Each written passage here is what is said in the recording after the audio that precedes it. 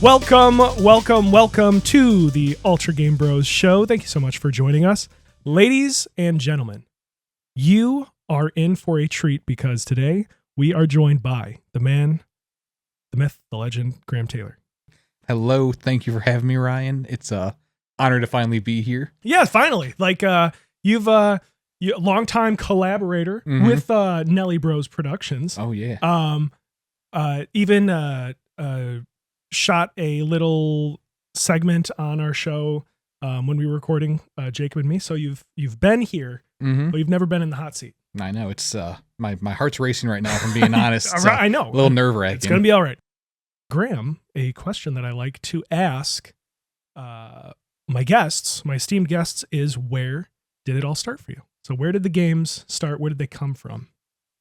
Okay. And what did you start with?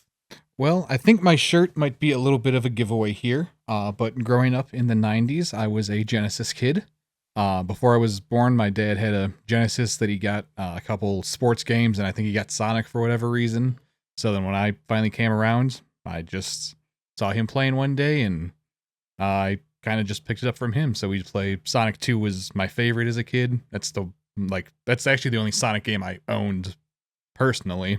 All my other Sonic experience was either rentals or, borrowing from friends. My grandfather too, when I was really little, he had an original, NES system. So I still got a taste of Mario and some of those hits. Yeah. See, I had a similar thing where my dad always wanted to have the newest piece of tech, or the newest, like when CD players became a thing. He got the, for $1,000 a CD player. So same with the original Nintendo and like Game Boy. That's the only reason I really was exposed to that, is because my dad was like, well, I got to get that. And then, he'd play around with it and then be like, okay, whatever. So yeah, but I love this because you're the only person I know other than my wife that was a Sega kid, because there is an abundance of Nintendo kids. So like me saying like, oh, when I was younger and I would cuddle up by the fire and play Nintendo 64. It's like, yeah, okay, everybody fucking did that. So there's nothing special. So I love that you're, more Sega aligned, at least in the beginning, with Sega properties like Sonic. I think that's great. If I'm being honest, it kind of feels that way sometimes. I think I can name on three fingers the other Sega Genesis kids I know growing up, and one of them is your wife. So yeah, right. There's not a lot of us out there, but I don't know. It was a fun little system. Had a lot of influence. They didn't make it as a console developer, unfortunately, but Sonic's still around today, so I'm not going to complain about that. I actually have been dabbling in the Genesis library as of recent. Oh, okay. A long time ago, when I started collecting games, I got a lot of games, and I thought I was just going there to pick up some PSP games, but in the bag that I paid way too little for was Sparkster for the Super Nintendo, which is a really expensive game. Stupid expensive. But that mascot Sparkster originated on the Sega Genesis in Rocket Knight Adventures, where he's a possum in a knight of armor, and it's kind of fast gameplay Konami game. So for the longest time, I was like, well, I want to actually give these a go. There's 3 games: Rocket Knight Adventures, Rocket Knight Adventures 2, and then Sparkster on the Super Nintendo. The first 2 games are on Genesis, and really cool and really sad that Konami just kind of dropped the ball and let these cool old franchises die. But yeah, cool to play a Genesis game, and I would always just be like hiss when I see Genesis. Ew, no, I'm a Nintendo fanboy. Get it away from me. But the system has so much going for it, and it gets so slept on. It had a lot of really cool tech for back in the day that I think was lost on a lot of little kids and children. But when you start looking at the console and some of the stuff that the developers and the programmers did to make this machine and these games work, it's like, okay, that was a nifty little box. There's obviously always going to be console wars and stuff like that. And looking back in hindsight, the NES and SNES line, those are just phenomenal pieces of hardware. And I understand, why people have such love and adoration for them. But the one thing I will hold that the Genesis has above all the other systems at the time is just that sound card. I knew you were going to say it. Nothing sounds like Genesis I knew you were music. going to say it. And I don't know if it's just nostalgia. I don't know if it's my just excellent taste in music, but all the music that comes out of that machine is just amazing. I love that you bring that up because it does have and people use this word a lot, but it does have a texture to it. Like the electric guitar sample that the system uses. And I don't know. It does like when you're playing a Genesis game, because of the sound, especially, it feels like you are. As is tradition with most Konami games, playing Rocket Knight Adventures on there recently, I'm like, damn, this thing fucking hits, dude. Like it hits so good. Not that the Super Nintendo couldn't, but different sound fonts, right? Mm-hmm. So, but Genesis's is just super unique. Yeah, I can't believe I've never heard of this series before. It sounds interesting. Yeah. Real quick on it. First one, bite size. I mean, they're all bite size. They're all, early 90s games. But really just small kind of arcadey game. You run through the level, everybody dies in one hit, but like it's really just cool. He's a cool mascot. He looks cool. The graphics are great. Music's great. The bosses are where that game so hard, dude. But the good kind of hard, not the like it's got some old school BS where it's like, okay, how am I supposed to know that's going to happen? They expect you to die. In fact, I found out that in Japan, the hard mode is the US's normal mode. Or no, the US's easy mode. Okay. So they really went insane with like, you only get this many lives and this many continues. And I guess it was to boost like Blockbuster rentals. Like, mommy, I couldn't beat it in 1 weekend. Can I rent it again? Which I guess was a common practice that I wasn't aware of. Yeah. As you were describing that, that reminded me of another example that, of course, I can't name now, but I have heard of that before where like the Japanese version would be like, a reasonable difficulty or, on the high, just a bit on the higher end. And then suddenly you have all the American fans who are like, what are you talking about? That game is hard as balls. Yes. Castlevania is one. Okay. Where the first Castlevania game, in Japan, you take damage and you're like, ouch, I took damage, but that's it. You keep walking forward. In the US, there's a little knockback animation just to knock you over the edge and knock you in pits and blah, blah, blah. Wait. The Japanese version of Castlevania 1 does not have knockback? No. That's like an actual game changer. That completely changes the difficulty of that game. And I love Castlevania 1. I don't mind the knockback. It's part of the game, but it wasn't there. Or correct me if I'm wrong. Maybe it has to be the first one. Okay, so you had the Genesis. I know, and dabbled in the NES and all that stuff, which is great. At what point did you kind of align with Sony or like the GameCube or whatever? Because you and I, and we'll get to this, in high school were I guess you would say the Sony fanboys. Sony ponies, the two of us. Yes, we were. Yeah, fighting a console war on the battlefield. So at what point was there a reason that you steered there, or did it just seem like, PlayStation 3 is kind of just the better option for me? Like I said, it started with the Genesis. The first console that was actually my own, one Christmas growing up, I was probably 7 or 8. I got the Game Boy Advance, was my first console that was personally mine, first handheld console too. Do you remember what game you were running? I mean, I know you were running Emerald or Ruby or whatever on there. Emerald and Ruby came not till I got my DS, actually. Oh, shit. I had the Game Boy Advance for myself, but I still didn't have a lot of influence on the games I would get. Okay. It was mostly just like if a relative got me something for my birthday, I would luck out. And it was kind of like that back then, where like your parents just were like, I got you this game. And like, at least at that age for us, we weren't old enough to be like, I want this. I mean, we would maybe see it in like a Toys R Us ad, but I never asked for Luigi's Mansion, but it just somehow found its way there. So you kind of just get what you'd get. I know some of the first games I had were one of the Lego Racers for the Game Boy Advance, and that's probably the game I put the most hours into on that console, actually. And I have a very specific memory of going to Kmart with my dad one weekend, and they had just like a shelf of clearance Game Boy games. I was like, oh, Dad, they're like under $20. Can I get one? Because I almost never got new games. We'd always go to like a secondhand store, or like I said, I guess the ones for like I got as gifts would be new, but like I personally never like really picked them out of the like store. So the game I got that day was like, I don't think it was a Top Gun game, but it was a like F-95 fighter game for the Game Boy. And it was also very special to me because that was one of my first person games. Like I didn't realize at that point that was a perspective that games could have. Okay. So just playing, I was like, oh my God. And that game was hard as balls. I don't know, that's my go-to phrase today, but yeah, hard as balls. Where you're in the cockpit, I feel like I'm really there. Right. Looking at this little screen. Except for you're on like a note card sized screen, and it didn't have the backlight. That was the original GBA. Oh so yeah, baby. With the worm light. Mm-hmm. That's what I'm talking about. Worm light, or the backseat light that you got yelled at to turn off. Yes. Yeah. Oh my gosh. Yeah. Kids nowadays, they don't get it. We're gonna sound so old, but yeah, like it's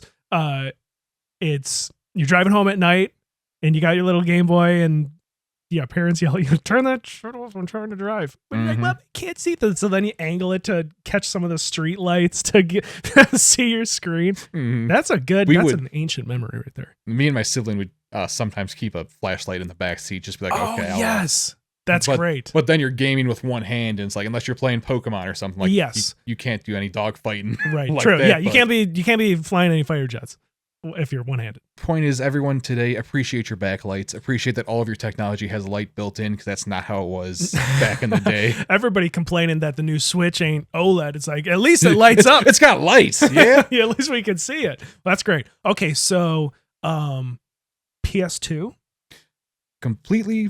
Not completely skipped. So growing up, I had a neighbor right next door, and his dad was very into gaming and technology. So again, they always had the most recent stuff. That house is where I played a Dreamcast for the first time, where I played a PlayStation for the first time, and where I played an Xbox for the first time. And I almost became an Xbox kid because of that. Because thank goodness you did. He showed me this little game called Halo 2, and I was like, ooh, yeah, that's pretty cool, dude. And that was the hottest shit on the planet in 2000. What was it? 2004?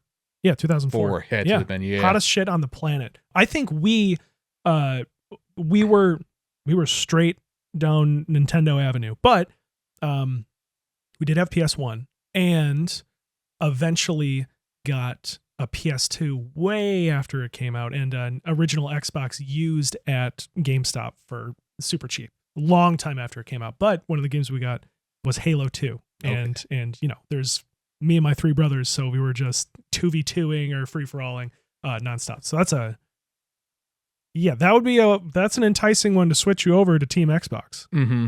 I saw Halo, I was like, Xbox is kind of for me, and then was like the year right before we moved to the town we grew up.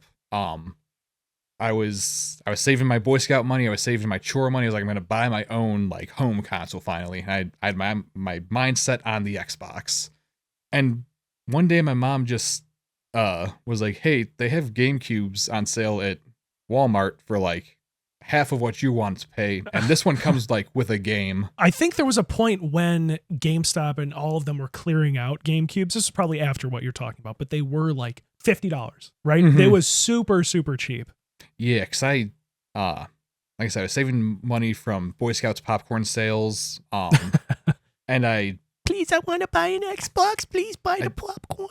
I had like $150 to my name. I was like, that's the most money I've ever had as a kid. I was like, this is crazy. I've never even seen this amount of money. Filthy rich. I'm gonna spend all this on video games though. Yeah, there you go. And yeah, my mom's just like, why don't we get this GameCube? It has this Zelda game already packed in. And I said, you know what?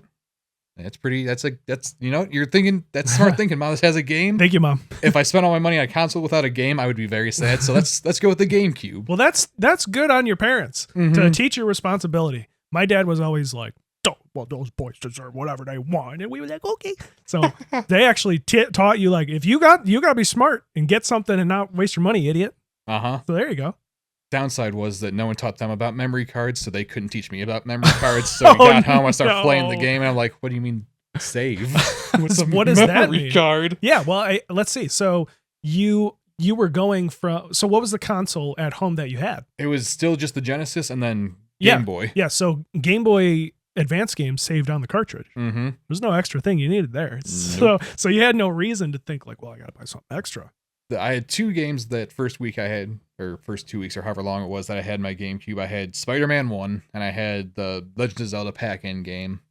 The one Legendary Collectioner. Yeah, the collector, whatever it is, the one that has like the classic games on it. Yeah, right? it had nice. Had Zelda 1, 2, Ocarina, and Majora's Mask completely full, plus a demo of Wind Waker, which was the dude, hotness at the time, I guess. Yeah, that's some hot shit that you're playing up there. Which I guess that was like my first new Zelda game was Wind Waker, so I have a soft spot for that one. It was wild years later, like seeing people's reaction to it, like, oh, people hated that when it was first released or like announced. I was like, huh, weird. Yeah, well, we weren't as, obviously the world wasn't as connected where a game isn't even out yet and everybody already hates it or loves it or whatever. It's just like you had it, like at least me, I never like looked at reviews or looked at what, whatever for the most part when I was younger.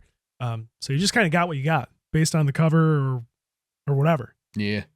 But I mean, like Wind Waker, I mean, like those people that hate on that are just stupid. I mean, come on. So, well, that's awesome. Well, getting hooked up with 5 or 6 or whatever you said Zelda games right off the bat, that's awesome. And I know you have a soft spot for Majora's Mask as well. Yeah, that'll probably be a recurring discussion that we have. But whenever there's series, I tend to gravitate towards like the black sheep of the series, I guess. Yeah, what's the matter with you? I don't know, but like I love Majora's Mask. I love Dark Souls 2. Baby. If there's a that's an indicator that you're smart. Well, yeah. Right there. That's a great segue in one topic that I really wanted to talk about, which is that you are just the best gamer ever, Graham. Which is that you, more than anybody I know, have played like literally everything or every single genre. You have dipped your toes into playing something like, so me, for example, I know like, I don't really mess with JRPGs. I don't mess with like tactical games. I don't mess with, what are the like, what would you call Disco Elysium? What's the genre of that? Like storytelling kind of? That's kind of like a classic CRPG. Yeah. Without like combat, yeah. essentially. So you've played just like everything. Maybe not beaten everything, but you've at least tried everything. Was about to say that comes at the cost of, I might have, this mile wide, breadth of knowledge, but yes, I've beaten like 3 games in my life. So like, I love games. I'd love to beat some someday. It would be nice to feel what, dude, when you beat a game, there's actually credits at the end of it, like a movie. That's in all of them? Yes, like a movie. Oh my God. But not only do you have this mile-wide knowledge, but also a mile-wide interest is more what I find fascinating, which is, like I said, I don't really mess with those genres, even though it's like people say Baldur's Gate 3 is one of the best games ever made. I just don't like that style of game. There is a part inside me where it's like, I really want to know like what all the hype is about. I really want to see it. But in the end, sure, I'll probably enjoy it to some degree, but I know that I just don't care for that style of game. But you like everything. So is that, or you at least play everything. So does that come from you having an actual interest in every single genre? Or is it more like that feeling that I was feeling where it's like, well, I want to be able to try something that is well regarded? I think it's a little combination of both. In that, I don't know, this is kind of just how I am as a person too. I've tried a bunch of different hobbies and like crafts and stuff throughout the years too, and I like to get a little taste of everything. And then obviously if I find something I like, I'll stick with that, and that'll be my main focus. And I'm kind of that way with games too, where I play a lot of everything. And I understand why people like certain genres and like why genres are like made in certain ways. Quick example, I know when Breath of the Wild first came out, people had a big issue with the item durability and stuff like that. Yeah. And I saw it like as a piece of, as a mechanic, as a way to interact with this world in this game. I'm like, I see why the developers put that in. I see why they're adamant to like not remove it, but I also see why people, dislike it and find it unappealing. Mm-hmm. I kind of just try and look at, when I'm playing games, I try and look at it from the player's point of view as well as the developers. Yeah. You find that dichotomy interesting, where it's like, well, Like, and that's good. That's good of you. That's why I said you're the best gamer ever, which is that you can appreciate and see, you see more than I'd say a lot of people would. Like, some people just look at a game surface level. That game sucks. Well, I don't like that game. Breath of the Wild, the weapon's breaking. I got to get a new weapon every 10 minutes. It sucks. But you can at least say, well, there's a reason for that. You know, there's stuff to look at beyond that. And you see intention with design decisions. I'm also just a really big fan of when developers fuck with their players Yes. on a very intentional level. Yeah. I like it when they do it out of spite. I like it when they do it with a very good reason. I do it when they do it for narrative purposes. I just like when I like being messed with, I guess, is what I'm saying. Well, this I appreciate too, is when you can be manipulated by an artist, or in this case, developer, with the piece of media that you're interacting with, like a David Lynch movie, for example, where it's like, when I first watched Mulholland Drive, going through it, I'm like, why is Lynch doing this to me? Like, is this on purpose? Is this an accident? I'm not going to say anything. I'm not going to spoil it. There's definitely, if you haven't seen it, you guys. Oh, definitely. But by the end, you're like, It's Always Sunny meme. Like, I get it. Like, I finally, so like, it's admirable almost when Miyazaki, you're playing Dark Souls 2 and he's just poking at you like, I guess it wasn't Miyazaki actually. He didn't design not in 2, I guess. No, but whoever was behind that, they're just, I mean, he's poking at you in all the games anyway. So just to like see like, so you got to kind of respect it. Right. At the end of the day, games are art, and like, if a game is making me angry, but that's what the developer wanted, then like you might not like it because you're angry, but like it's an effective piece of art, and I'll always have like a baseline respect for artists that do that. Even if I'm angry in the moment, or even if I, hold on to that anger when I'm done with the game and I still hate it afterwards, I'll still be like, fuck you. Thumbs up, but fuck you. That is a great point. Back to Dark Souls, when I played Dark Souls 1, in all honesty, the first time I played that game, I wasn't having a super happy, great, fun time. Like just going through it. And I'm sure everybody shares this opinion too. But when I beat it, I was, and it honestly might have even taken more than a day, and it just stewing on it. And it's just like, I am just so impressed by how much that affected me, where like I had such a visceral, and I love that game to death now, and I speedrun it and all that shit. So, I think that's awesome that it's like, not that it was so bad and it affected me, but it was, I don't know, just pushed all the right buttons to give me an emotional reaction where it's like, I didn't have fun, but I loved it. Does that make sense? Oh, that makes complete sense. I'm curious, based on what you're saying, if you played Death Stranding. Hey, guess what I haven't beat yet? But did you start it? Yes. Okay, so I haven't played it at all, and what's keeping me from it is that it looks so boring. Now, it's probably boring by design, based on what you're saying, right?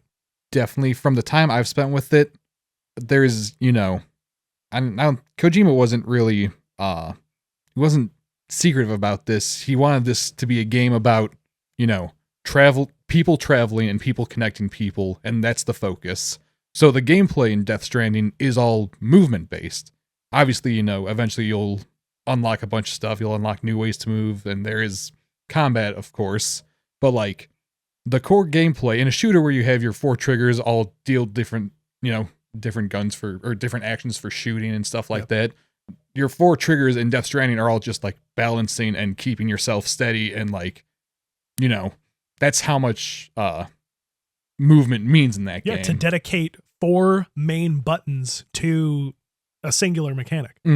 And obviously a lot of people ended up not liking that. But as you progress through the game, that starting area is definitely the hardest because you're, for the most part, on your own. And obviously as it goes, as you get farther in the game, there's also an online component. So if you're playing online, people who have, progressed through an area will leave behind some of their items, or like there'll be progress already made. Yeah. So it starts out pretty, and again, I haven't beaten the whole thing, so it could do like a whole 180 at like the 75% point, and I'm missing some stuff here. But like I think just like if you're going through on your own as a casual player, that first chunk is the most has the most friction. We can put it like that. I think that's where a lot of people fell off before that's the kind of mechanical and the story start coming together towards the middle, and like you start seeing what Kojima was going for. Yes, and that requires a lot of dedication from the player. Mm-hmm. You know, it does ask a lot, but many players, maybe like yourself, because we don't know, because we haven't beaten it yet, but can find that rewarding, that experience rewarding. I found Dark Souls 1 extremely rewarding. Yeah, just going through it, just by the end, you're like, well, shit, I just did that. Mm-hmm. I just did the Dark Souls, the hardest game of all time. Mm-hmm. that game literally starts you like, well, not literally, but it feels like it starts you at the, start of a mountain. It just says, good luck. You got to get up there. And then you're like, I'm never going to do that. And, if you stick with it, maybe a couple months pass, maybe a couple years pass, but eventually you'll look down and be like, holy shit, wait, I made it. Yeah, right. And it wasn't necessarily a great time climbing up, but standing on the peak, you're like, hell yeah, I just did that. But now I have a great time playing that game, and it's goofy and fun. And okay, well, switching gears here. If you're watching on your tubes at home, you may have noticed two very large items on either side of Graham and me. Graham, what the heck are these things? So these are the boxes for The Last of Us Post-Pandemic Edition. Yes. These two boxes, this is what I was going to say before we started recording that I thought was just so hilarious. These two boxes haven't seen each other for 12 years. They're like old friends. But they've seen each other before. They have seen each other before. Would you like to tell? I mean, this is a great story. Mm-hmm. So if you want to break this story, this is break. Do you want to give us some context first? So, because this is years of context, but I'm gonna give just a little bit because I do want to come back to that. Mm-hmm. But Graham and I are in high school together. He got me onto Uncharted, and in turn, I got you onto God of War. We kind of had like a little Sony exclusive trade, and we both benefited from it quite greatly. Absolutely. So, I played the Uncharted trilogy, and you're playing God of War. Huge Naughty Dog fans. Had you played Jack and Daxter at that point too? Oh, I think at that point I've played it, but I only played it because of you. Okay. You're the one who got me into Jack and Daxter also. So we both gave each other some Naughty Dog, there's rumblings that a new game's coming out. Is it Uncharted 4? Is it this? Is it whatever? They release, and this was so great, but like on Twitter or whatever it was at the time, like a little image of like the cordyceps, this and that, and the viral or the video of like an ant getting cordyceps and getting all fucked up, and then like it's showing like a date or Naughty Dog or whatever it showed at the time. Getting super hyped up. So Graham and I were extremely hyped for this game, and we were singing praises left and right before the game came out. We were smart little gamers at the time, because we were like, this is going to be the best game ever. And people were like, what even is it? Like, there's a girl on the cover, who cares? And now as we're recording this, season 2 of the HBO series is like airing, so it's like, oh, we were right. We were right. Haha. So pre-order the game, and your dad came to pick me up. You and your dad came to pick me up. And your sibling as well. And so then we went to GameStop. Yeah. And what I love is that we're in line. I told you too that I have a video of us at this midnight launch. Oh yeah. I forgot I have some of that. So at some point I'm going to put that out on this channel unedited if you're okay with that. But it's just like really cringy, horrible, like, look at me, I'm in GameStop. Haha. But what was the other game that was launching at that time? Oh my God. So that was 2013. Because there were people there for something else. Something else, yeah. We were like the only two people there for Last of Us. Right. There was like maybe 3 people total there for Last of Us, but there were 2 people there for these giant fuck-off boxes that they had behind the counter. Right. 2 gigantic boxes. And Graham and I were like, well, I got one. You got one. So those 2 boxes are just ours. Like you walk into the store and you just saw them behind the counter, like, oh, okay, they have our order ready for us. Yes. And this was, again, like, end of high school. We are like you said, my dad drove us or whatever. Yeah, we didn't have our licenses. Even before this coming out, God of War Ascension came with the demo for That's The Last right. of Us. And me, Mr. God of War Man, got it. But before I even played I think the day I got it, you came over so we could get the demo code and play the demo. And we were like, oh my God. And we probably played through that like 2 or 3 times like each. Because I think you did it first and then you passed me the controls. Yes. The start of what I would consider similar to how when The Sopranos came out on HBO, or maybe even The Wire, it started the golden age of television, right? Which spawned like Breaking Bad and all this stuff. Yeah, all these prestige TV shows. Right. So this is kind of what I would consider the start of like premium, whatever you'd call it, the golden age of gaming. Yeah, where you have these really like narrative focused, like kind of mature, like even adult aimed stories. Because it really was the first of its kind to talk about not great things and have not happy subjects. And at least at like a triple A, like, first party level, especially. Yeah, of course. There was, there have been games like, what's the like mass shooter game where you're running around? It's called like Angry or Hatred or something. Yeah. So there's been stupid games like that, but this is the first one where it's like an actual game. I was gonna say no offense to Hatred, but who fucking cares? Yeah, we can offend Hatred. The first like big honking blockbuster game that 1 billion people are gonna buy, where it kind of does things that other games haven't done before, narratively at least. And it also helps that the game is fun. Yeah, it's still very much a product of its time, but it's just a really solid like third-person shooter, and the story is still out of this world. So like, if for nothing else, play it on easy and just breeze through and experience the story, because that's still. Yeah, I wanted to make sure within the past couple of years that I truly love this game as much as I do. So I replayed the remastered version on PS4. And still super awesome and great. Still holds up. I think so. We're old crusty gamers now, so it's kind of easier for us to be like, well, of course it was good all along. But this one, I think really was. So shall we kind of talk about, I mean, it's been all this whole time we haven't really been talking about our headline game here. But before we get to that, I do want to mention, because we were talking about hype for The Last of Us, there were a couple other games in high school that were extremely exciting to see come out. One of them that I wanted to touch on was BioShock Infinite. Oh, because that was also one where we're in school, and then it's like, oh my God, the third BioShock game is coming out.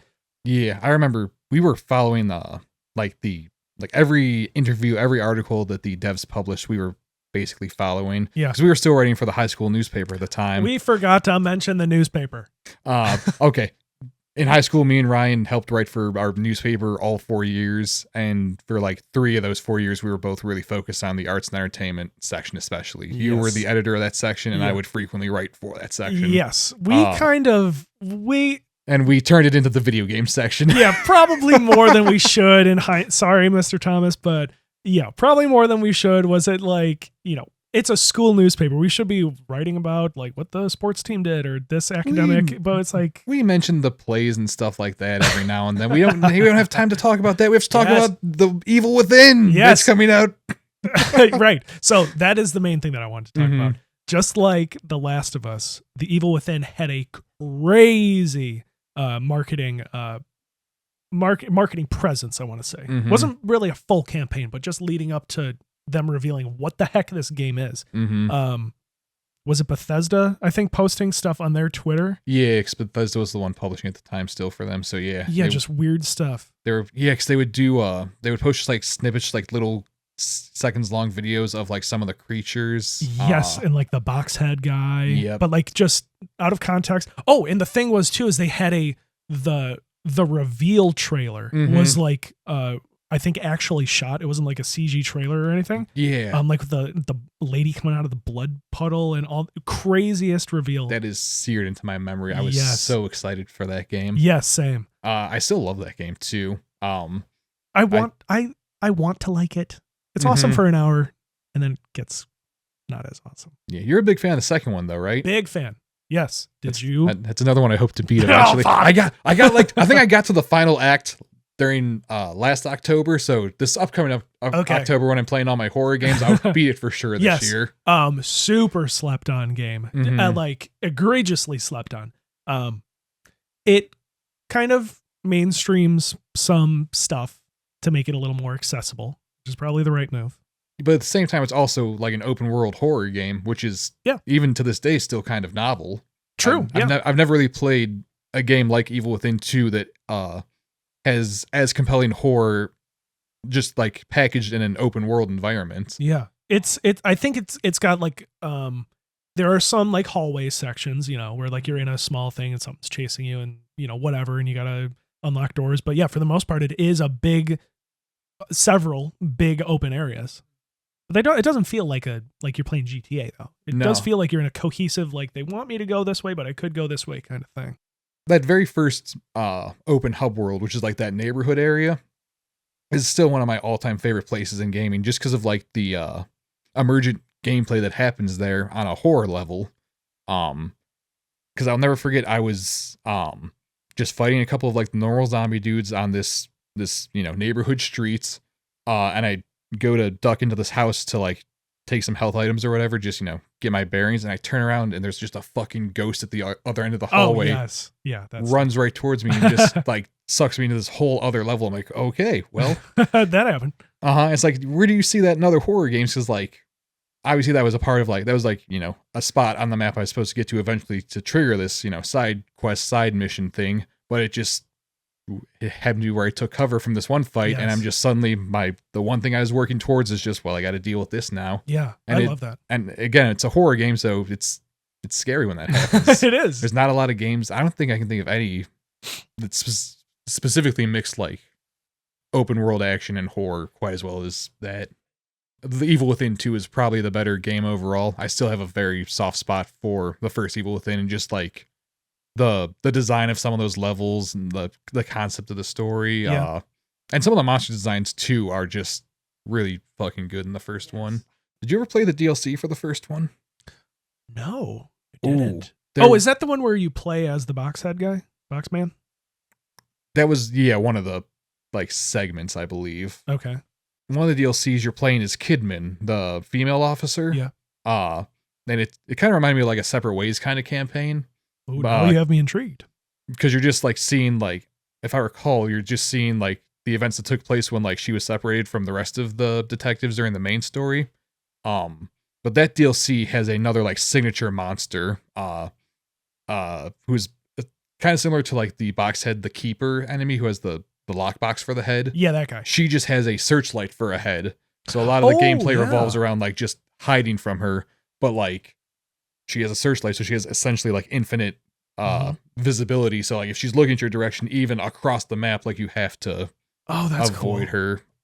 Graham, you and I would kind of like trade games back and forth, and it was cool. I didn't really play multiplayer games very much at that time, which was kind of like the golden age, like Halo 3 and all that stuff. I didn't really do that. I played MW2. I had that. But it was cool to have a neighbor with the same console where it's like, well, why don't you, you can try this game. We would borrow games and let each other play stuff, which was cool. So one day I got a game called LittleBigPlanet. And LittleBigPlanet 2 is on here. So we'll get to that guy. But LittleBigPlanet, Sony's forgotten kid-friendly mascot Sackboy, kind of replaced by Astro. It should be him up there. It should be him winning the Game of the Year awards. Yeah, I know, right? It should be our boy. But I haven't played the new Astro game, so I'm sure it's super awesome and great. But the original Sony family game, right? PS3 family game is LittleBigPlanet.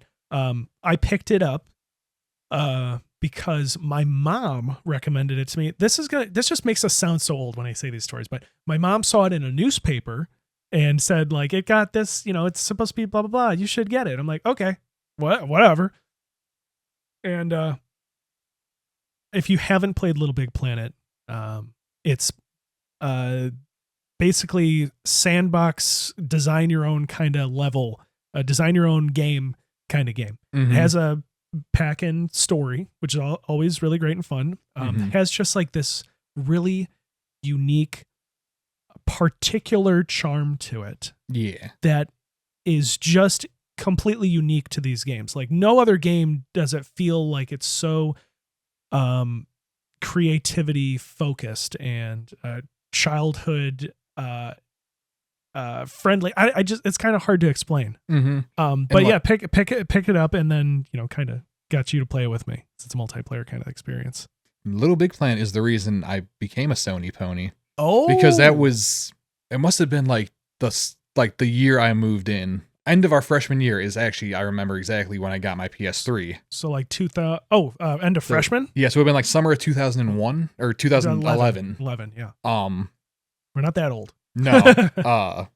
Like at that point I had like my Wii, my Nintendo, my DS. I was, just a Nintendo fanboy essentially. Yes, yeah. And I was thinking about, upgrading to, a current gen console at that time. And I think I was probably leaning towards Xbox again because of Halo. But then you started telling me about this game and I was like, okay, that sounds kind of cool. And I didn't really get how you were describing it to me. I did a bad job probably just a minute ago too. But then one day you eventually had me over and started showing it off. I was like, well, obviously I need a PlayStation 3 as soon as possible because this is the coolest game I've ever seen, I think. And you and I have a similarly wired brain when it comes to expression and kind of making your own things and really enjoying that. And this game really incentivizes that. I mean, that's the whole point, that you can play through the story. It teaches you how you can make your own level, but you can make your own game however you want to make it. It really gives you the tools. And with the first one, so it's a like 2.5D platformer, right? You're essentially running left to right, trying to reach the end of a stage. Yep. And then there's 3 layers of depth you can move in and out, but not true 3D. So very much a left to right kind of platformer on top. So obviously this game has very inspired by the aesthetic of crafting and hobbying. And obviously it plays into the gameplay too. It's a game about crafting your own levels, which is, it seems like a no-brainer to. But seeing it in action, it's so tangible and it's so cohesive that you don't even really kind of think about it. But it's how it had to be. And then as you're playing through the story mode in the first game, all of the levels themselves kind of look like patchwork and like crafted together. Yes. So like, for example, in one of the first worlds, you'll reach the end of a stage and then like a bunch of like cardboard cutouts of like a crowd cheering will just kind of like rise up and down in front of you as you're, standing on the goal, celebrating as your points are being totaled up. And then you're also collecting like materials and props to then make your levels. So like if you see a part of a level, a story mode level that you like, odds are if you complete the level or do some of the challenges or find the secrets in the level, you'll find the parts to make whatever, inspired you within the level, so you can take it, make your own version, remix it when you finally get to the, your own level crafting stages.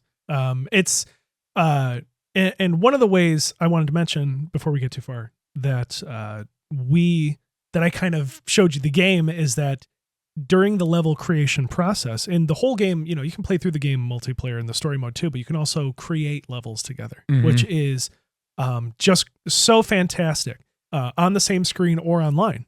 So it's like, hey, you go over there and work on this part, I'm going to work over here. And it's not like, Mario Maker where you're just looking at a grid and you're, placing objects and whatnot. Like while you're creating the level, you can just press a button and then you're walking around the level as it's playing. Yeah, so you're in the world that you're creating as you're building it. Your little avatar Sackboy here is your player character. Like when you want to create the level, you can have him just like float above everything and fly around the screen. Then you just place whatever, and then if you're like, okay, let's test this out, you press, I think it's down on the D-pad. You drop right in there and you just start running around and messing with the level as you're building that, or maybe it's like left click or right click. I feel something like that where it's just like boop and you're drop down in. And like Ryan said, like you could have up to 4 people like just simultaneously creating levels, but not just creating levels. So like this is the fun part is that when you're in, and we often were doing this, which maybe is not how the developers intend, but maybe it is just one of the many ways you can have fun with this game, which is you're building stuff in this creative mode for you gamers out there.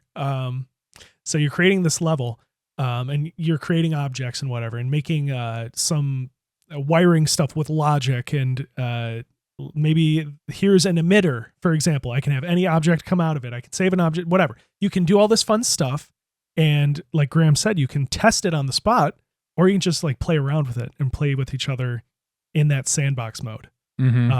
So there's ways to kill the player characters. So we often found ourselves just making death machines, and then just ramming into each other, just killing each other endlessly with these contraptions that we'd make. Okay, Tears of the Kingdom. You can get little pieces and glue them together and then save that and keep it in your back pocket. It's the same thing in LittleBigPlanet. You can make whatever vehicle or creature or whatever stupid thing, and then just play around like that. And we were often goofing around like that. Oh yeah, we have a few levels saved of just some of our just messing around. You remember that one level we made where you just tried to make a vehicle that went all the way around the border of the level? Yes.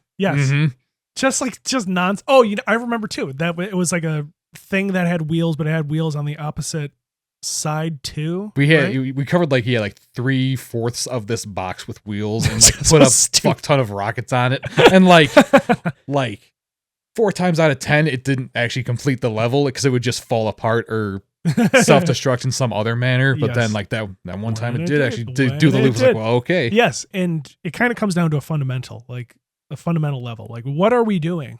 But we're just playing, right? I'm glad you said that, because obviously games are all about playing, but there's not that many games that like make play the center of the game, and that's kind of how you can sum up LittleBigPlanet. Like, it is about playing. Yes, and most of the time you're playing Mario, you have an objective. You go. That's what you do. That is how you play that game. But this game doesn't really tell you how to play. It just gives you the tools to play however you want. As awesome as the first game is, it was really the second one that kind of 100%. Knocked it out of the park.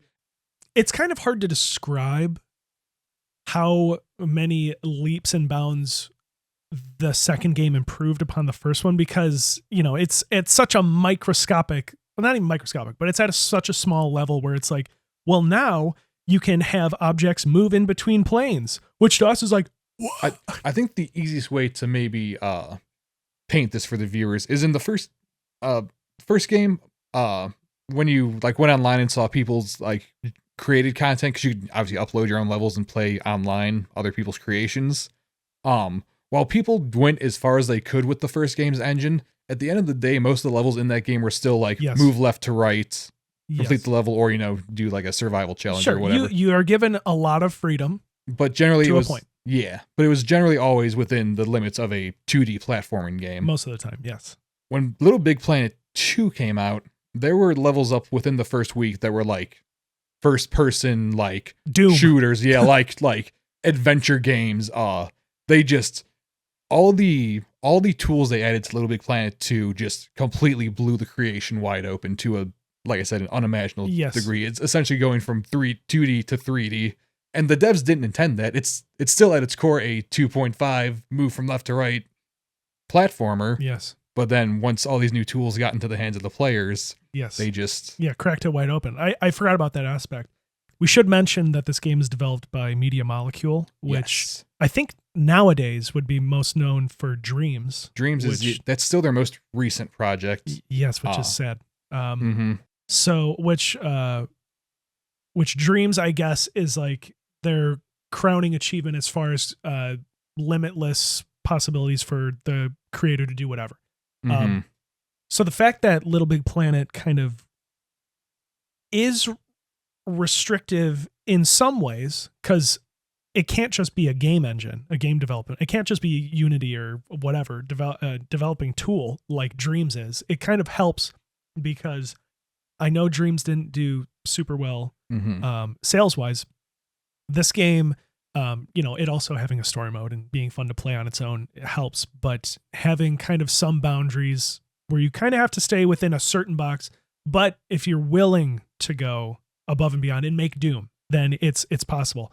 And part of that is because this game added a controller system, which means instead of controlling the player character, you can hop in basically a little seat, and then you wire each input of the controller to whatever you want in the game, and that is helped by the in-game logic system that they added, which is like gates and switches and I mean, it's programming logic. Real life programming stuff. You just don't have to type things up, but it's like a physical thing that you look at and you plug this one into this one, and it's almost like if you're familiar with like video editing, it's almost like it would pop up like a timeline, and then you can put your inputs in on that timeline, and then all that would be tied to the logic of whatever vehicle or whatever you're making. So, but it's not like, well, I don't want to have to know how to program or do whatever to be able to enjoy this game, but you don't really have to. But like I said, if you want to kind of go there, then you absolutely can. We both had so much fun creating our own levels and sharing with each other. And I remember sharing with you, so like saying like, hey, here's a work in progress. What do you think about the first, few moments of this or whatever? And I got really ambitious, but I really feel like I ultimately never finished or published anything, which kind of sucks. But what you did complete, what you did like publish, and all the stuff you showed me always floored me. Like you had such a eye for not just like the level design and like the gameplay elements, but like you paid so much attention to making sure it like looked good too. And I mean this 100%.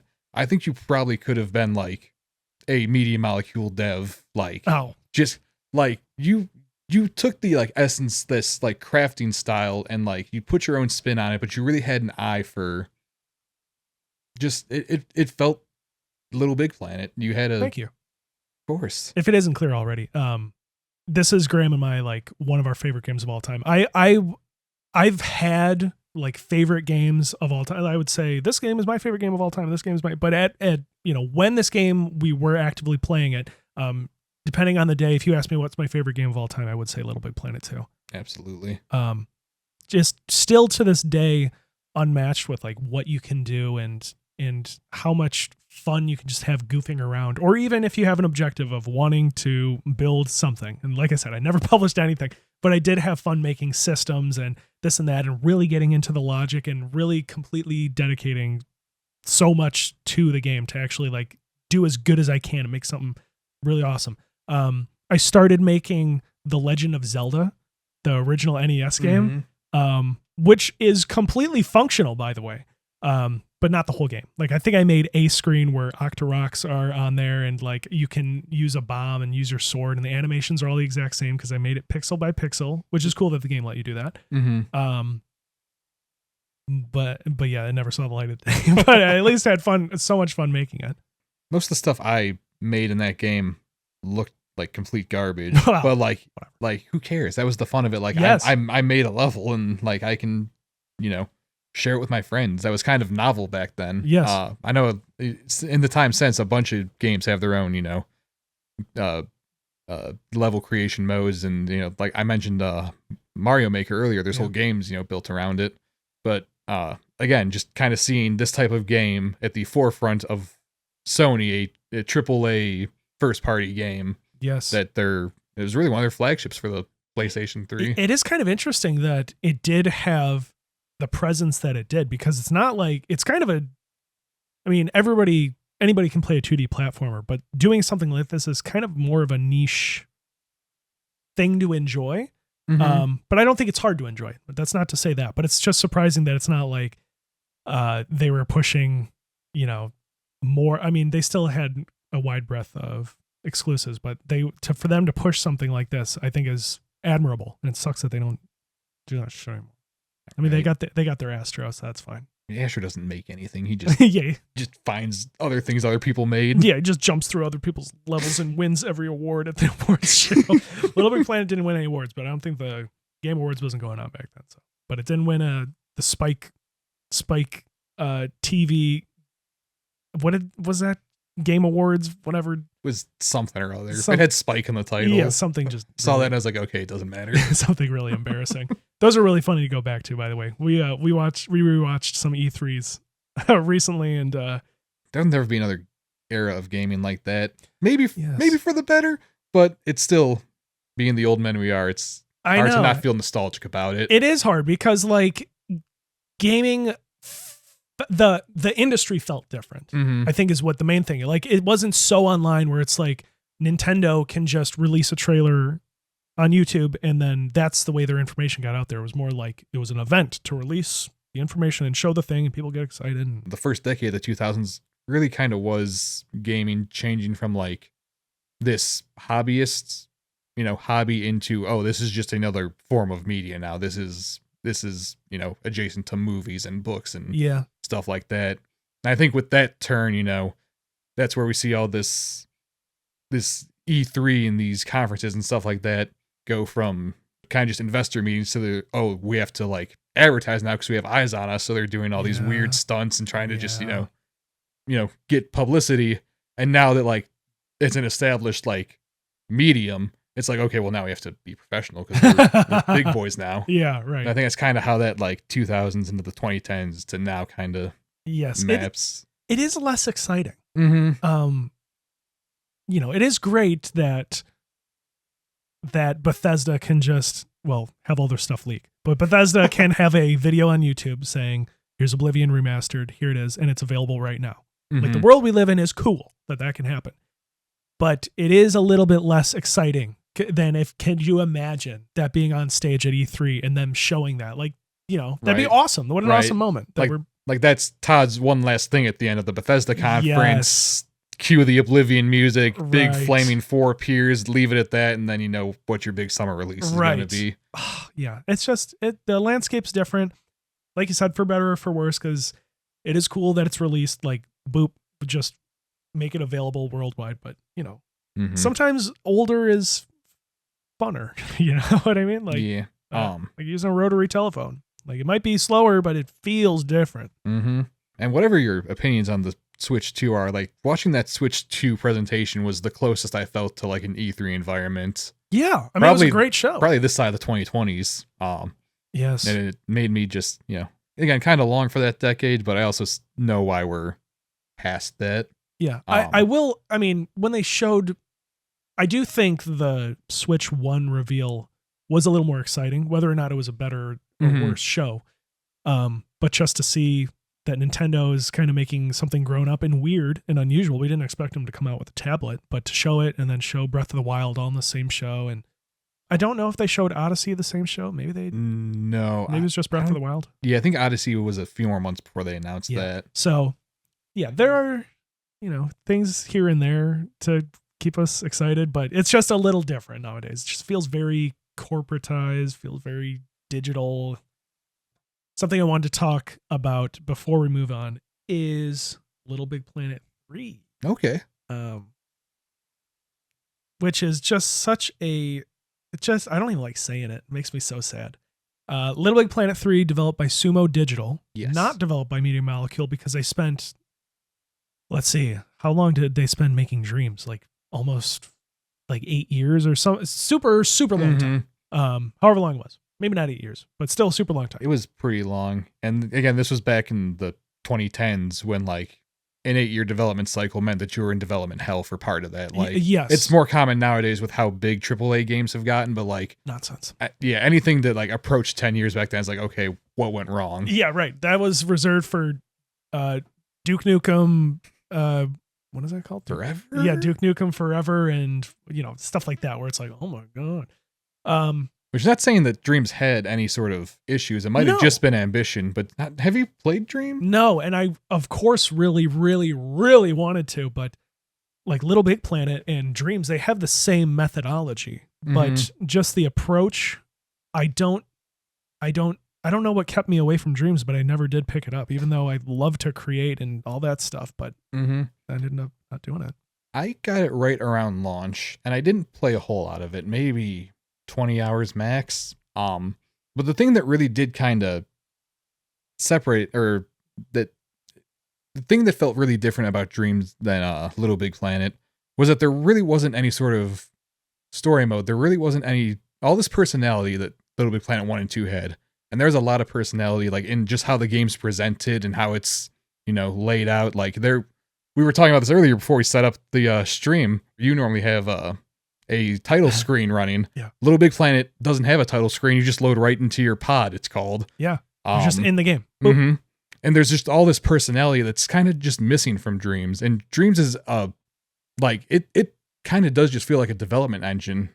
Yeah, see, that's the thing that kept me from it, because I've played around with like RPG Maker or whatever, which is a game engine. And to a point, you can only, you do what you do, but then eventually I'm like, okay, I'm done with this. Whereas with LittleBigPlanet, it had constant reminders of like what is possible, and the social aspect of it is super important, where you see like what's hot in the top level of the week or whatever. And it's cool that they would promote game levels that are just straight up glitch fests, like where you're playing basically Doom. Like the devs didn't care that you broke their game to make something cool. They applauded it. So to miss some of that stuff, and I'm sure Dreams has some social aspect where you can see the front page, but it definitely had some sort of community, because I saw some of the creations that came out of Dreams, and I was like, that's crazy. I wish it drew me in like LittleBigPlanet did. Yeah. They just turned the dial a bit too much towards focusing solely on a creation tool,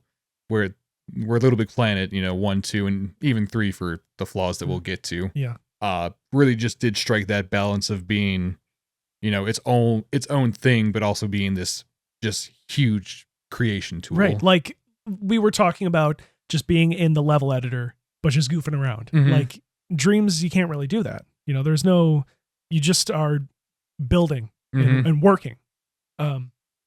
So the game didn't really sell me on, I'm sure it's awesome and great, and it does exactly what it says it's trying to do. But it was missing that LittleBigPlanet sauce where, it said, here's these fun levels to play. Here's the attitude of the game. Here's the feel. Now kind of convert that into whatever you want to do. So LittleBigPlanet 3. Yeah. This was kind of when we were more mature adults. I was gonna say, this released after we were out of high school. Yes, after being prestige writers for our school newspaper and just kind of growing older, kind of noticing things in the game industry more and paying attention to developers and things like that. Sony revealing that Sumo Digital is the developer and that Media Molecule is stepping away, immediate alarm bells for me. Which ended up being partially why the game had its demise that it ended up having. But immediately just being like, okay, well, I guess I'll try it out. I still, of course, got it. Of course, got it day one. And you could just feel, you could just kind of feel some of the magic not being there. Yeah, it really is kind of hard to put your finger on what went wrong. That's the first one I never completed the story mode. Oh, Did you still complete the story mode? I did. And okay. I think I got the platinum trophy, and I remember the last level being stupid and annoying and whatever. This is the one where the jump from LBP 1 to LBP 2 is like, wow, look at all the stuff that they improved upon. This is, and of course there's more stuff they could have done, which they did do in LBP 3, but LBP 3 did feel like, well, we got to make the game bigger and we got to do this and that. So they added more, I don't know what they called them, but like you can, characters. Yes, sure. Where you can play as this kind of character, you can play as this thing. And it's like, that's not really necessary. And they kind of went in certain directions that I don't think, well, I know Media Molecule wouldn't have gone. Yeah, that's the only thing that I like explicitly remember being different from 3 to 2 is all the additional SAC people. The SAC people. I don't like that one bit. Do we have to bleep that? This is going to be on YouTube, bro. Bring it up with Media Molecule, man. Yeah, right. Or maybe, I guess, Sumo Interactive. So the best thing of this game, the only thing that I can really think of other than the new suits or characters or whatever, is 30 layers. 3 layers in LBP 2, which is super awesome and great. And you can have like half layers in between. 30 layers. I hope I'm not getting that wrong. If I am, I'll cut that out, or maybe I got that wrong. But yeah, 30 layers. So, or 10 layers or whatever it is. 10, 19, 18, 20. This should tell you how little we played this one. Exactly. Because LBP 2, like I remember the characters there's Da Vinci, there's Avalon Centrifuge, the Evil Vacuum is the bad guy because it sucks up all your toys. Like that's the whole, it's so, oh God, that game is so good. But in 3, I could not even tell you what the story is. I have no idea. Well, that's another one of the ones I famously never beat. But Well, I don't think I'll be coming back to this one. That's fine. The nail in the coffin is when the game came out, probably rush release, litany of glitches and bugs when the game came out, and it was well known. Oh, really? Well documented. On websites like LBP Central, where people would share their level codes and this and that. And I think that website's down now too, maybe. It does have a somewhat active community. I checked on Reddit actually recently that there is a website or a thing called LittleBigPlanet Union or something where people will still share level codes because the service, and we'll touch on this, got shut down, but people can still create levels and somehow still share them. From what I know, because last year for Christmas, I went and backed up a bunch of mine and Ryan's levels that we had published. Yes. Probably like one of the best Christmas gifts I've ever gotten. Just so cool. All the online for all the Little Big Planet games right now are dead. You cannot go access any player created content unless it's saved to your like physical device right now. Yes. So what the community did is before it went offline, there was a collective effort to try and save every single published level across Little Big Planet 1, 2, and 3. And I think they were like almost 100% successful. So there is and I wish I had the exact names with me right now, but there is a archive of all the levels somewhere online, and then someone built a search tool so you can search either like author name or level name. That's awesome. So that's what I did. I just searched for our usernames and just pulled all of our old levels off from that. Because I don't know if this happened for you. I don't know what happened to my original Little Big Planet saves. I've never. So funny enough, we were just a few days ago, actually, over the weekend. Mitch and I were playing some backwards compatible games on the PS1, or PS1 games on the PS3. Mm-hmm. And that's where some of my stuff is on that PS3. So I do have my old saves. Okay. But I got to back them up before that thing definitely kaputs. But yeah, so there was a big community effort to archive all the published levels. And like I said, for the most part, that is all online. And I think, through similar methods, people are still creating and then just, uploading it to their computer. And then if you want a new Little Big Planet level, you have to log into. That is awesome. Mm-hmm. Okay, that is cool. I like that a lot. Yeah, see, like when you take away our game, this is what we have to do.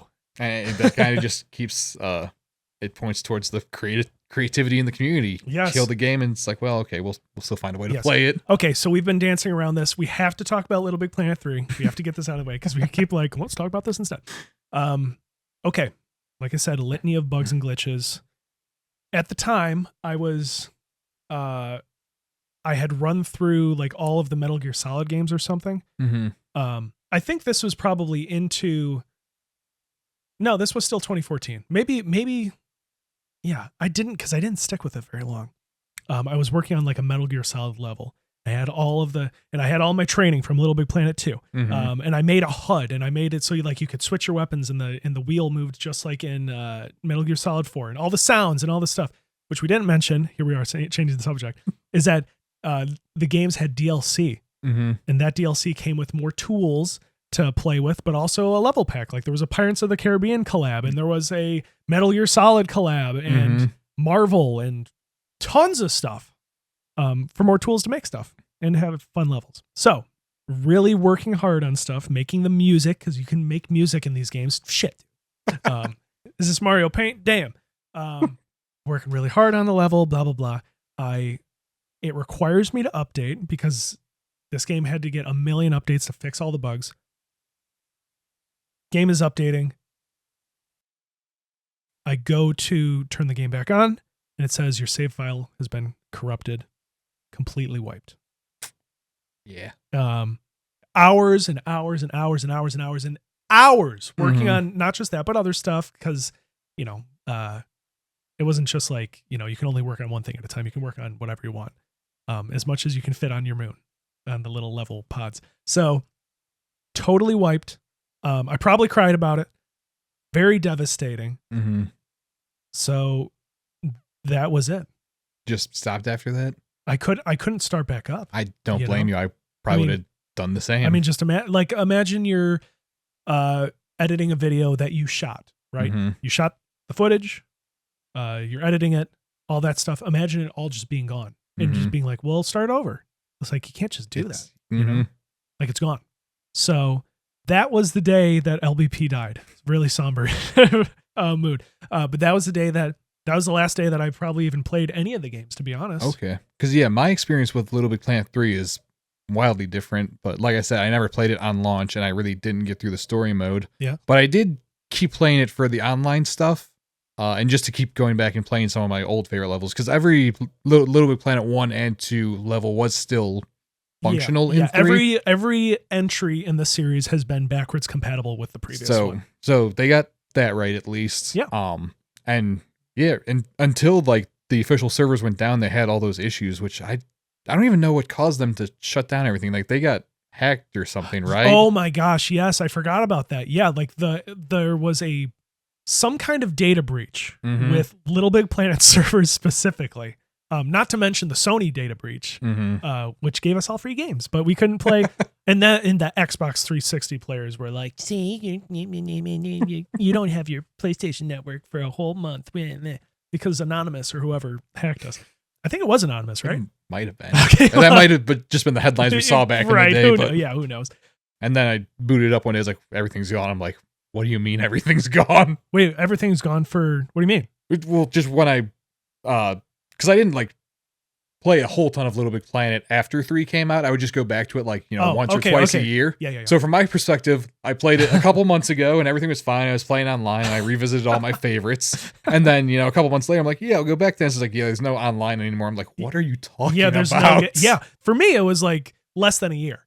But shit, dude. But it sucks because it still had the same tools. And you still could make amazing games, and amazing games were definitely made.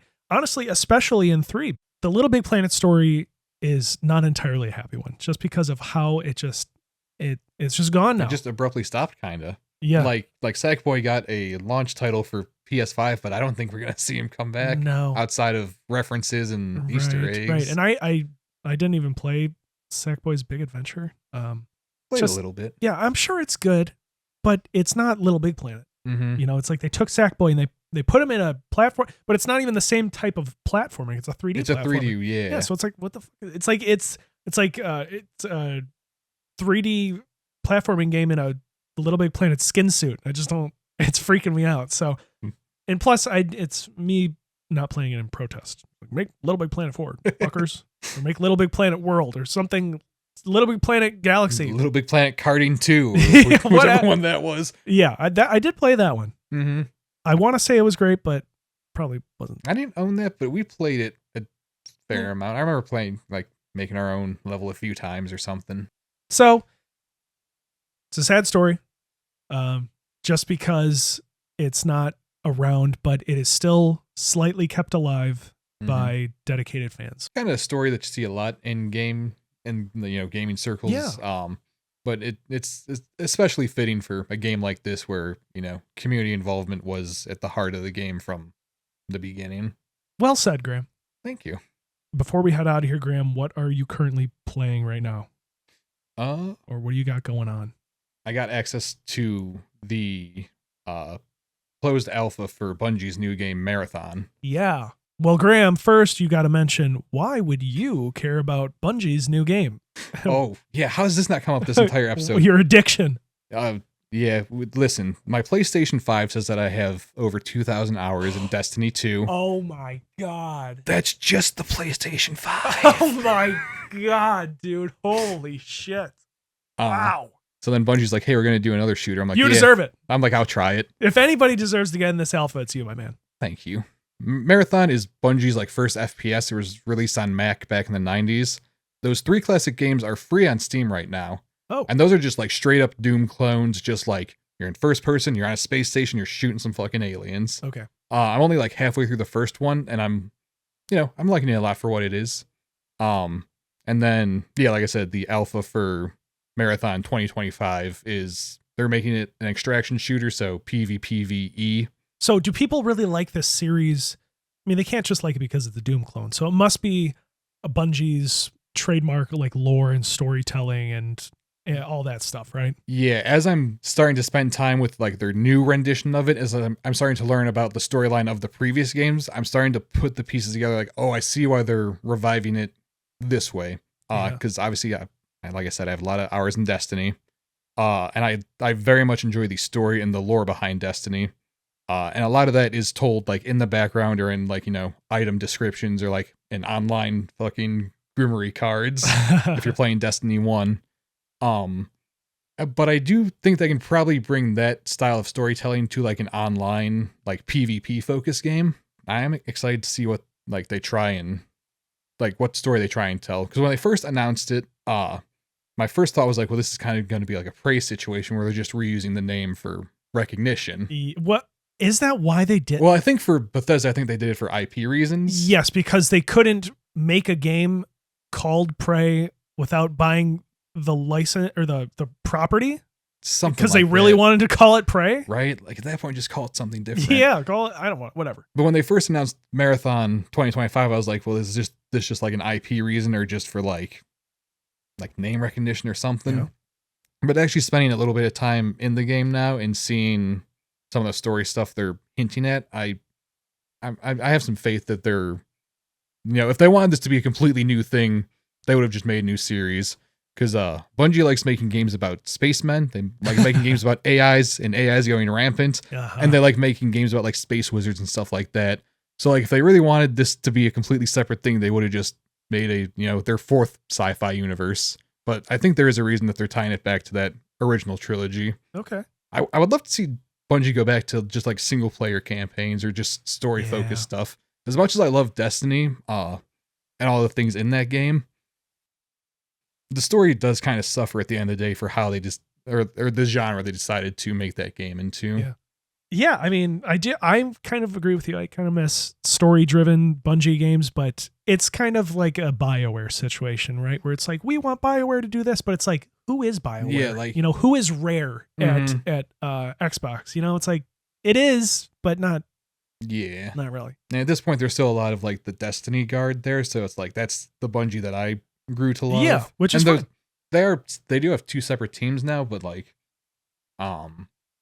yeah, I'm willing to give them the benefit of the doubt, and I'm excited to see where this game goes. I agree. The fucking gunplay, if nothing else, still feels top notch. Oh yeah, and I miss that about Destiny. I didn't play Destiny 2, but I miss all of that. It just feels so good. I don't know why I was a little afraid. I was like, what if they get it wrong for this? And then like within 5 minutes, I'm like, what was I thinking? Well, of course the shooting's good. That's what they do. That's why Sony paid $3.5 billion or whatever it was. Yeah, but Bungie also led to the death of the Last of Us Resistance multiplayer game because I think it was revealed that they showed that Naughty Dog or whoever was also working on it, I'm sure it wasn't just Naughty Dog, they probably had some smaller studios helping them, showed Papa Sony and Bungie for their excellent advice on how the game was going, and they said, you gotta put this back in the oven.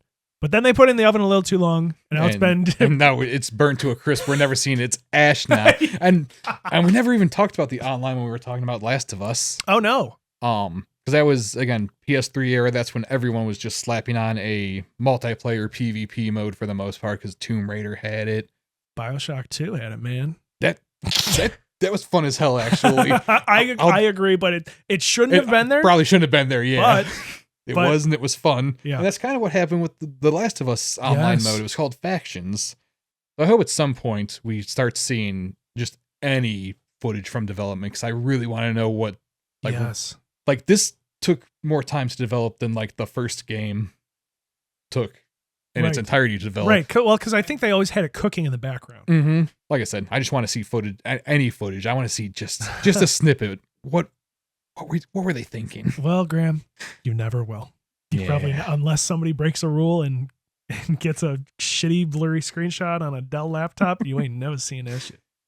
I think that's about it for us then. Graham, thanks for hanging out. Thank you for bringing your post-pandemic box again. Again, it was nice for a little reunion of these two guys, especially because these are worth like $1 jillion now, I guess. All right. And it's like these are the only two like probably within 100 square miles of here. So it was nice that they got to see each other. We were the only people crazy enough to get them. hopefully it won't be another 10 years before they see each other. Yes, we gotta like, it's like bringing over the kids, you know what I mean? Mhm. So like next time I'm over, I'll bring them in a little stroller and they'll say hi. And, Yeah, and then your next party, of course, I'll yes, of bring them course. along. Graham, if people want to find you on the internet, where can they find you?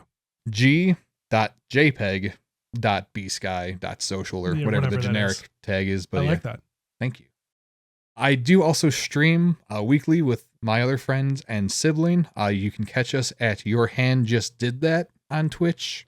And if you go there, that has links to our other socials. But we try and do like multiplayer games on Tuesday, and Fridays we do whatever variety game appeals to us. I love it. Graham, thanks for hanging out. This will not be the last time. We'll do this again. I'm very excited for the next episode, whichever that may be. But thank Sure. you very much for having me. And I don't know. Do you do a sign off on this show, or No, we usually just kind of just walk away. just fade without out as saying the? anything. I can hear the music coming up from. Yeah. Okay. There's the red screen, and okay. Oh, that's perfect. That's great.